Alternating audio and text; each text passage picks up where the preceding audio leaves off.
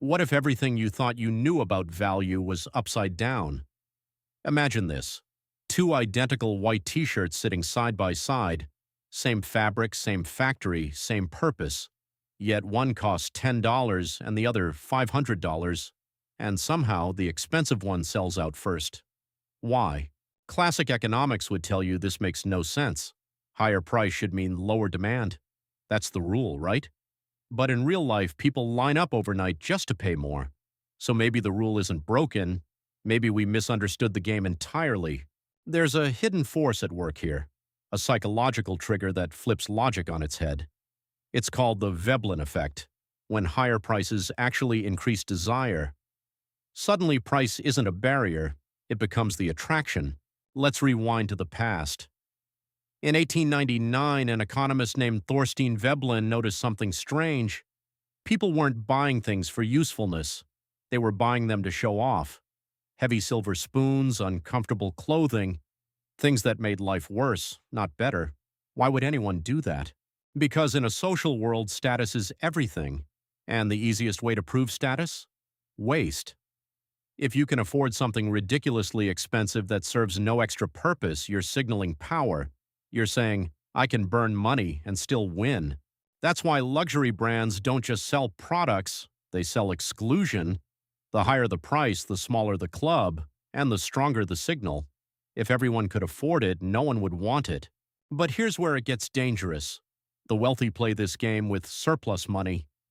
For them, a $300,000 car is a rounding error, but for the middle class, it's a financial trap. People start copying the lifestyle they see. Designer bags, luxury cars, the latest gadgets.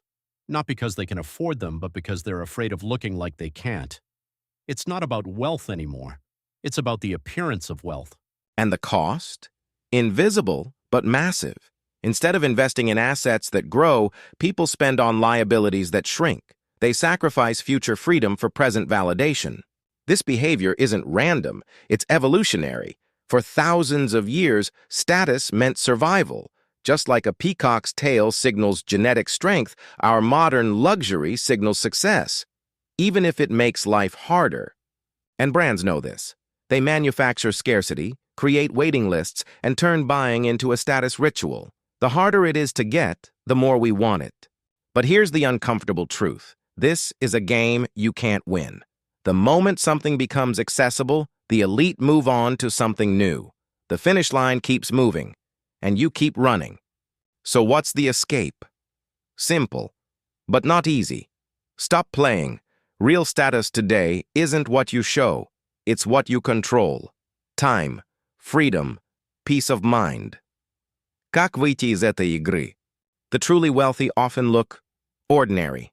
No flashy logos, no desperate signals. Because real wealth is invisible, it's the money you didn't spend. Next time you feel the urge to buy something expensive, ask yourself one question. Would I still want this if no one could see it?